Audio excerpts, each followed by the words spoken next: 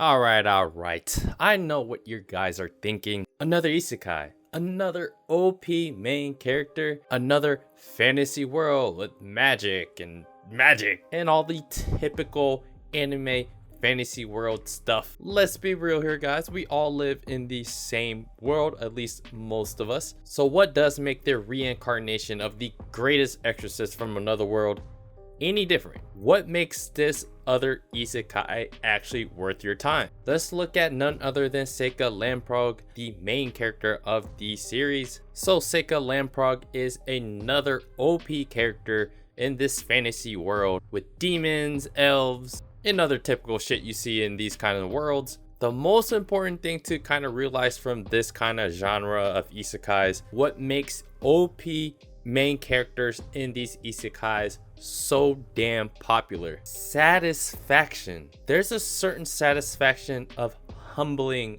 other people, and that's a thing that I think a majority of us as just average ordinary people don't actually get to do, and doing so with flair and swag and just an endless, limitless amount of abilities. And of course, getting all the bitches, a harem if you will.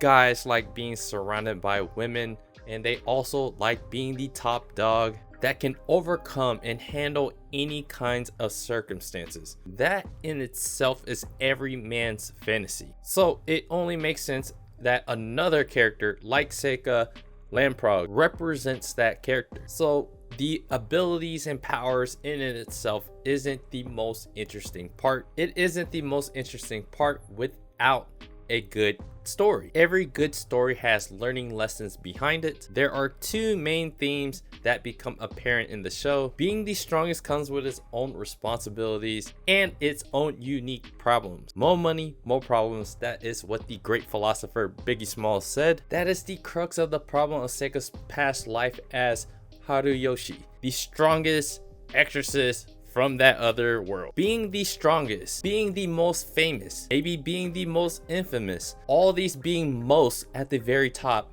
comes with a price. Envy, fear, paranoia of all the people around him, and not only that, his own paranoia of being defensive against all these other people that are out to get him because he's the strongest. You get these ideas that creep in people's minds. You can't let this guy get too powerful. You can't let him be too full of himself. You, in a sense, you have to humble this strong guy, right? Being the strongest comes with a price, and that price is having other people trying to humble you for being so damn powerful, for being too big for the world to handle. And that is the fantasy, right? That's why we watch it, because we want to see ourselves as a Seika Lamprog being OP and humbling other people. So fame in itself has its own world of pain. So the story in itself and all the little attributes about this fantasy world isn't the most interesting.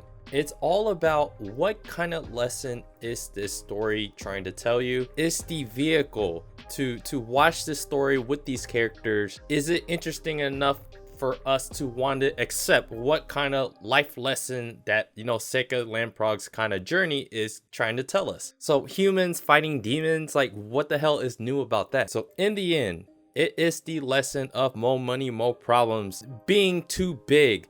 These are the lessons that you are going to be holding on to, of seeing how this whole story plays out throughout the whole story. So we're just gonna run through, you know, all the other main characters that go along with Seika on his journey of being not the strongest, but helping someone else be the strongest. That is basically what Seika's there for. He does not want to be the strongest character because that is what screwed his life over and got him killed. If he puts that burden on another character, that character holds that burden, and maybe they're more willing to kind of live that lifestyle. For Seika in this current life, he just wants to be a secondary kind of character and just live a little bit more freely. So that is kind of his take on this current world that he's in. So that hero, that character that is supposed to be the strongest, that is Amyu. She is the hero boogeyman hero chick who, in the lore of the story, there's going to be some kind of red-headed hero that goes on to destroy the demon king, destroy the demon world or whatever. So she is that hero that all the demons are afraid of, her becoming that. So Seika finds out that, Amyu is that prophecy hero, and he's there to kind of help guide her without himself showing that he is the strongest. And the first character that he actually recruits on to help him on his journey to go to this mage academy is his slave, who becomes kind of like the female interest, and that is Yifa. She kind of has this mysterious history. She's like an elf. She can see elementals and all this kind of stuff. So that is her role as kind of like that female lead. So they kind of have a love triangle with Seika, but it's not really heavily into the romance like that, but they do play that trope that's in most animes. And then you have Mabel Crane. Mabel Crane is just another Mabel NEET. This isn't the first time I've run across a Mabel that is also a NEET. She's like the more chill, relaxed, don't want to do anything kind of character that is also very powerful. That is a part of their 4-man crew so far. And there is Glai. Glai is Seika's older brother. He is early on that antagonist that we all grow to really dislike, but he has redeeming qualities later in the show. So these are kind of mostly the main characters in the show. So Seika living his new life, he's just trying to find another person that he can help prop up to be the strongest, so he doesn't have to be the strongest. And that is basically the whole show right there. So he kind of just links up with all these other characters, Yifa the slave. So Seika is just part of this really high-end noble family. He ends up being like this bastard child that Glai's dad actually has taken in as like an adopted son, but in reality he is also his father's brother's son that he's taken in, but no one's actually really explained it to them. So all the brothers that are in the Lamprog family, they all think that Seika is just their adopted brother. And throughout the whole show, it's just always a bunch of demons going out to try to kill Amyu, and Seika is just there to essentially make sure that she does not die. Now, the most interesting character actually in this series, at least to me, this character is introduced late in the season, and she provides a ton of wisdom. So every anime that I watch, I try to find the motivations behind these characters, and I try to find where are we gonna get that wisdom from? What are we learning in this show? Who's gonna provide that? Usually it's some old person, but here in this show is a very specific character with a very specific power that literally tells you this is the wisdom like character, and that character is Princess Fiona. If I was a character in this show, I would be Princess Fiona. Without being the girl, the boobs, and being the princess part. She has said some very interesting things in the show. She believes that the people are stronger than the ruling class. Politicians and kings, they don't exist without the people. Tax is just stealing money from the little guy. This is straight up wisdom that the writer is directly telling you without actually having to say it himself or herself, what they believe politically. So this is coming from a character, right, that can see the future. That is her power. She can see the future. You know how these things go with characters. There are limits to being able to see everything in the future, right? But she can see the future, and the future can sometimes change. But very fast, we learn what Princess Fiona, how she thinks, and that is a very, very big catalyst for what's probably gonna happen towards the future of this show and the story. Remember, she sees what's coming. She sees how the world is aligning. She is a character herself that is trying to become a leader of not just whatever kingdom. She's trying to become a leader of the world. So she has to play the politics in the show too. So she has to be very brilliant. She has to make the right kind of moves to put herself in a position of power and being able to be a good leader. That gives us the thinking of she wants to be like a populist. She wants to be a leader of the people and not of the ruling class ruling over, the ordinary men and women. So with her character, it's just a foreshadowing for the arcs later down the line, because she can see the future. There's a ton of hint behind Seika being this demon king and stuff, being demon related. And at the end of one of the later episodes, Princess Fiona does give Seika her word that she will always have Seika's back. And if we're assuming that, you know, Seika is going to be a good protagonist and he's not really an anti-hero, that makes us continually think Seika is really there to do mostly good things. But that also kind of sets up for kind of the mystery part of the future. That kind of gives us something to hold on to.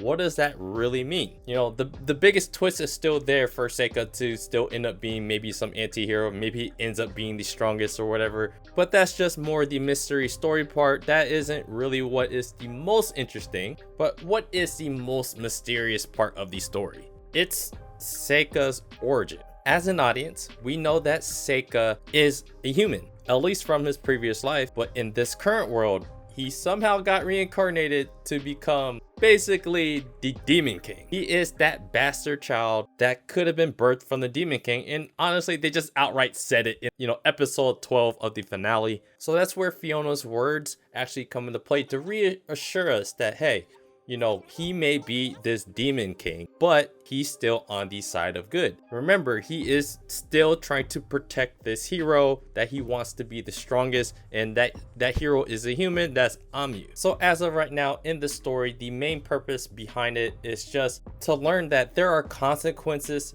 of being the top dog, being a little bit more ordinary, being more average. There's less problems that you'll have. Being the strongest in the world, being the world kind of leader of anything, it comes with so many problems that can literally get you killed. And there's a lot of things in life currently as it is where we have those kind of problems. You know, United States, you know, there's always people jockeying for power. That's just how it is. That's why I kind of like that motivation behind Seika. So we can still bet that if there's the next thing that we need to learn from the show, it's gonna most likely come from Princess Fiona, because she literally sees the future and she's gonna be the warning signs behind how everything in the story is gonna unravel. So throwing all this story stuff to the side, the most engaging part of the show, obviously, is the action. Obviously, it's a little bit of interaction. It's just Seika just wrecking everyone, right?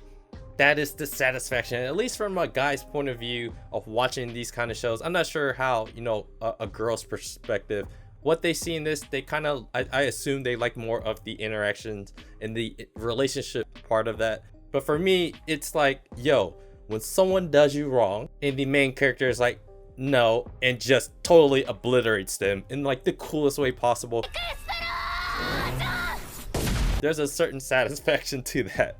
The satisfying feeling of just humbling especially bad people feels good. But there are parts where, hey, like in the episode 12, you kind of see these demons and all they actually want is to survive. In order to survive, they have to kill the hero. So now they kind of put you at odds about how you should be feeling about just going out and killing these people. So that's kind of gives you that dynamic between, is Seika a good protagonist or is he anti-hero? So that is kind of what we're trying to decipher as we watch the story unfold. But there are other kind of cruel scenes, you know, they're just other characters and monsters eating each other. You know, there's beheadings, not a lot of gore, but there's a decent amount of gore in the show. The magic is easy to understand: fire, water, wind.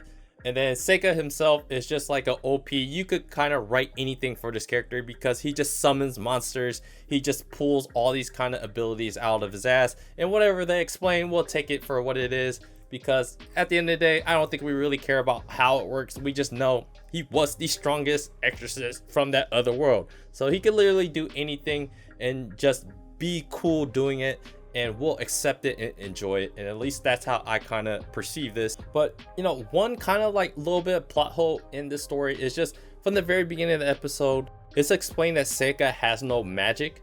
Like, he doesn't have any magic, but throughout the whole show, he just proceeds to use some magic. It's some other kind of magic. It's very confusing. Like, he doesn't have any magic, but he uses magic, but it's not that kind of magic. So that is what kind of throws me off a little bit, but we kind of just, I think we just accept it anyways, because just go ahead. We all know that he's from this other world and he has some kind of abilities that he still holds from that world. I don't know. That right now doesn't make a lot of sense, but I'm sure it might make a little bit more sense because He turns out to be some demon lord king or whatever, right? So maybe they use some different powers, but you know, there's dark magic, there's light magic. I don't know.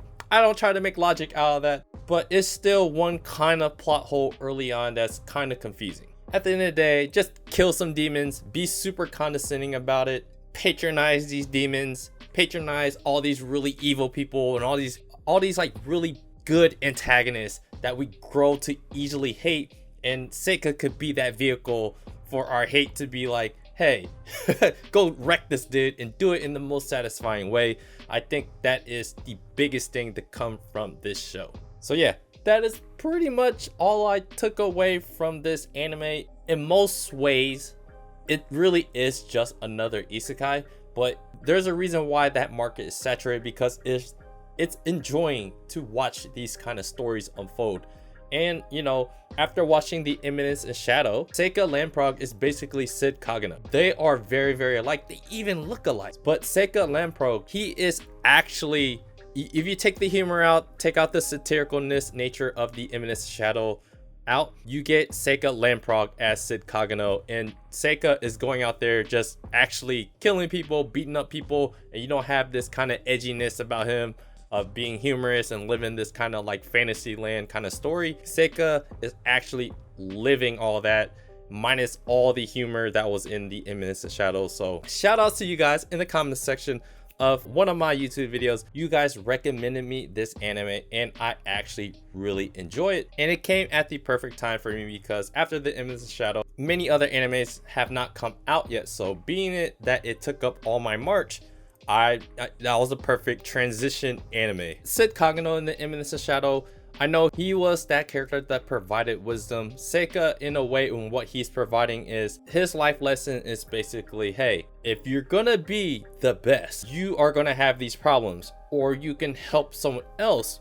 be the best and you'll have not those kind of problems, because those problems could be worse than not being the best and not being the strongest. So that is pretty much what I took away from this, and I appreciate you guys recommending me that anime. Yeah guys, it's your boy Otaku-san. Here on this channel, we give our raw opinions about our favorite animes, and do me a favor, hit the like button, subscribe to the channel if you guys haven't already. Check out my anime figure channel, it's Otaku-san as well. I got other stuff, there's otakusen.com. Follow me on my social media and join the Discord if you guys want to talk anime figures. And I appreciate you guys watching, and I'll see you guys on the next video.